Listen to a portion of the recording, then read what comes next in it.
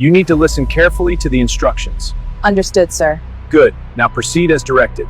You are under arrest for being in a fake uniform. You are under arrest. Turn around.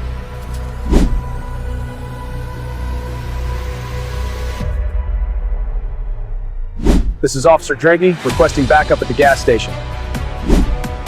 She is a major general? Oh my God. That uniform is fake. The words didn't sound loud. They didn't need to. They landed heavy enough to stop everything. Major General Diana Foster stood frozen beside her vehicle, one hand still gripping the fuel pump, the faint smell of gasoline hanging in the air. The station had been quiet moments earlier. Too quiet. The kind of quiet that tricks you into thinking nothing bad can happen. She hadn't noticed the patrol car at first, hadn't noticed the officer watching her longer than necessary. She was focused on the day ahead. Briefings, meetings, responsibilities waiting at the Pentagon. Then the voice came. That uniform is fake. Diana slowly turned her head. The officer stood a few feet away, arms loose at his sides, eyes scanning her from boots to shoulders. Not curious, judging. She took a breath. "I'm Major General Diana Foster," she said evenly. "United States Army." The officer smirked, not surprised, not confused, amused. "Yeah," he said. "Sure you are." The words weren't disbelief. They were dismissal. 2 silver stars rested clearly on her shoulders. Not decorations, not costume pieces, earned rank, 30 years of service, combat zones, command authority over thousands. Yet in that moment, none of it mattered. Because the officer had already decided something. A black woman standing at a gas station in uniform didn't match the image in his head. He stepped closer. "Where'd you get it?" he asked. "My uniform?" Diana replied. "I earned it." He shook his head slowly. "People like you don't make general." Diana felt the shift instantly. She recognized it. That familiar moment when logic leaves the room and assumption takes over. She reached into her pocket and pulled out her military identification. A Department of Defense ID, secure, official, government issued.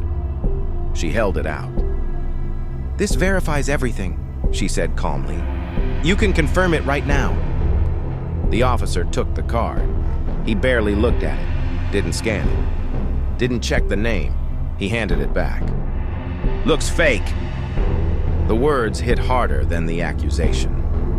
She explained again, slowly. Her rank, her assignment, her destination. She named departments, command offices, numbers he could call. He ignored all of it. Instead, he reached for his radio. "Possible stolen valor," he said. The moment changed. People nearby stopped what they were doing. A man leaned against his car. A woman raised her phone, recording. Diana understood then. This wasn't about verifying her identity. It was about control. "Turn around," the officer said. "Hands behind your back." This is Officer Dragney requesting backup at the gas station. Not in defiance, in disbelief. She had walked through combat zones without flinching, stood firm in rooms full of generals, led soldiers who trusted her with their lives. Now she was being publicly challenged over a lie he refused to release. The cuffs snapped shut, cold, too tight, on a 2-star general. The station was worse. Harsh lights, concrete walls, the hum of fluorescent bulbs. Her belongings were taken, her phone, her keys. She was photographed. Fingerprint ink pressed into her skin. No one apologized. No one hesitated. She was led into a holding cell. The door slammed shut behind her, metal echoing. She sat down slowly. The uniform that once commanded respect now felt heavy. Not because of the fabric, because of what it represented and how easily it had been dismissed. She didn't panic. She waited. She knew the system. Her aide would notice she hadn't arrived. Calls would be made. Questions would follow. At the Pentagon, concern turned to alarm. A senior officer missing without notice. A secure phone unanswered. A government vehicle unaccounted for. Military police traced her last known location. Then her signal. Both pointed to one place, a local police station. When the phone rang at the desk, the energy shifted.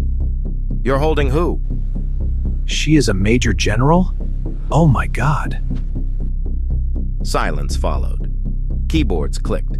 Databases opened. Clearance levels appeared. The truth surfaced, fast. And with it, fear. The woman in the cell wasn't pretending. She wasn't impersonating anyone. She was exactly who she said she was. The cell door opened abruptly. Officers stood straighter, voices softened. Apologies spilled out awkwardly. The arresting officer stood back, his face drained. "You should have believed me," Diana said quietly. No anger, just exhaustion. Moments later, military police arrived.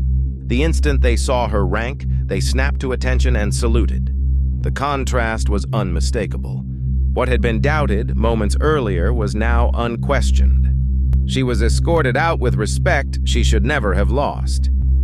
The footage didn't come from body cameras. It came from bystanders. Video spread online within hours. A black woman in full general's uniform, handcuffed, humiliated. One sentence replayed endlessly. "People like you don't make general." That sentence destroyed careers. Investigations followed, suspensions, charges, public accountability. Diana didn't celebrate. She spoke, not just for herself, for every person who had been doubted, dismissed, underestimated. She turned humiliation into purpose, mentorship, advocacy, visibility. Years later, she stood again in uniform, this time with 3 stars. Promoted, respected, unbroken. This story is fictional, but the experience is real. Every day, people are judged not by facts, but by assumptions. Sometimes injustice isn't loud. Sometimes it's quiet. It arrives with handcuffs and a refusal to listen.